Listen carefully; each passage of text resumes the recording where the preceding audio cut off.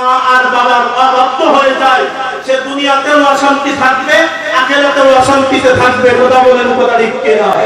আজ আমার এই সমাজের মানুষ বোর কথা বেশি শোনে না, মার কথা বেশি শোনে। বাস্তব কথা বলুন, আরে বোর কথা বেশি শোনে।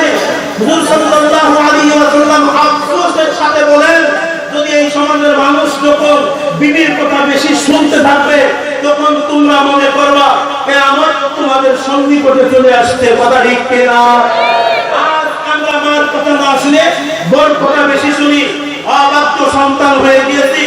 অবাধ্য সন্তান হওয়ার কারণে আজ আমার এই সমাজে করোনা নামক মহামারী এসেছে। কথা বলেন, কথা ঠিক কিনা? আমি বাস্তব একটা কথা বলতেছি, আমি 3 দিন পাগলের মতন কেঁদেছিলাম। এই কথাটা বলে আমি আমার আলোচনা শেষ করতে চাই। তার 1 নম্বর, আমি পাগলের মতন 2011 সালে কেঁদেছিলাম আমার ভাই নাজমুস সাকিবরে, যেদিন হাফেজ আব্দুল হক সাহেব মুসাব্বার আয়াত তেলাওয়াত করেছিল। ওই দিন আমি টিভির সামনে ছিলাম। হুজুর আপনি টিভি দেখেন?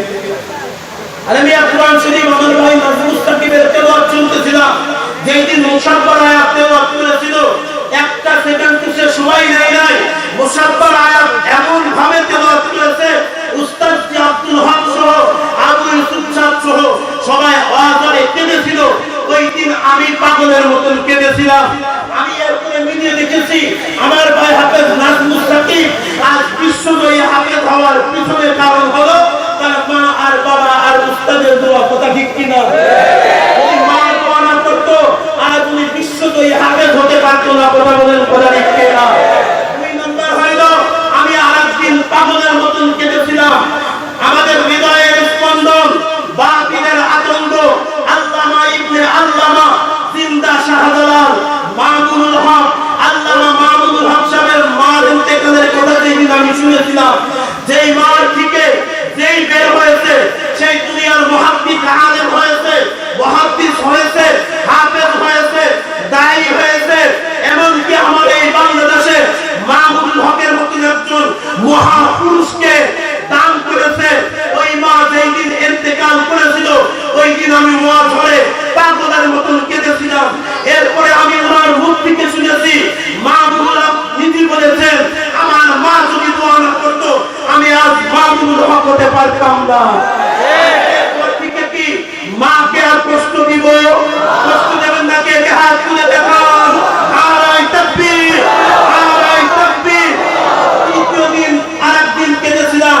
আমাদের ডাক্তার মোহাম্মদ জাহাঙ্গীর হোসেনের নাম শুনেছেন? যিনি এই যে মুড়ি কমানোর জন্য, স্বাস্থ্য কমানোর জন্য পরামর্শ নিয়ে থাকেন। আল্লাহু আকবার। আমি ওনার একটা ভিডিও দেখেছিলাম, ওনার মা অসুস্থ, উনি লাইভে এসে মার জন্য এত বেশি কান্নাকাটি করতেছেন। মা অসুস্থ, যেন মারা গিয়েছে, মারা যাওয়ার মতন কাঁদতেছেন। আল্লাহু আকবার। তখন উনি বললেন, আমি আজ ডাক্তারদের মডেল হয়েছি, আমি আমার মার কারণে। কথা বলেন, কথা লিখতে না? যদি মা দোয়া করে আমার সন্তান বিশ্বজয়ী হাফেজ হতে পারে কি পারে না? আমার সন্তান মামুনুল হক হতে পারে কি পারে না? আমার সন্তান জুনায়েদ বান্দুগুরি হতে পারে কি পারে না? আমার সন্তান নূর হুসাইন কাসেমি হতে পারে কি পারে না? পীর সাহেব সরগুনাই হতে পারে কি পারে না? ফয়জুল করিম হতে পারে কি পারে না? ফয়জুল করিম পীর সাহেব সরগুনাই এত বড় হয়েছে মা এবং বাবার দোয়ার কারণে। কথা ঠিক কিনা? আজকের পর থেকে আমার ভাই বিশ্বজয়ী হাফেজ নাজমুস সাকিব উনি বলবেন যে আমি আমার মার দোয়ার কারণে বিশ্বজয়ী হয়েছি। এই যুবক, আজকের পর থেকে তো আর কেউ মাকে কষ্ট দিবা না। আল্লাহ তাআলা কবুল করুন। আমিন। ওয়া আলাইকুম আসসালাম ওয়া রাহমাতুল্লাহ।